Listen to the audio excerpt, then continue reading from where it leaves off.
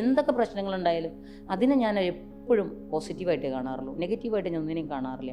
എപ്പോഴും ഞാൻ തിരിഞ്ഞു നോക്കാറുമില്ല. ഞാൻ സ്ത്രീകളോട് എപ്പോഴും പറയാറുണ്ട്, നമ്മളൊന്നും മാനിനെ പോലെ ആവരുത്, ചീറ്റയെ പോലെ ആവണം.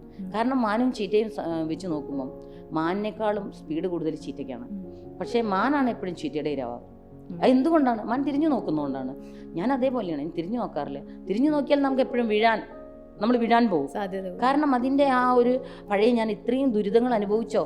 കാരണം മലയുടെ മുകളിൽ കയറി നിൽക്കുന്ന ഒരാൾ താഴേക്ക് നോക്കുമ്പോൾ എനിക്ക് ഭയാനകമായിട്ടാണ് ചിന്തിക്കാൻ തോന്നുക. അയ്യോ, ഇത്രയും മുകളിലാണോ ഞാൻ നിൽക്കുന്നത്? ഞാൻ ഒരിക്കലും പിന്നോട്ട് തിരിഞ്ഞു നോക്കാറില്ല.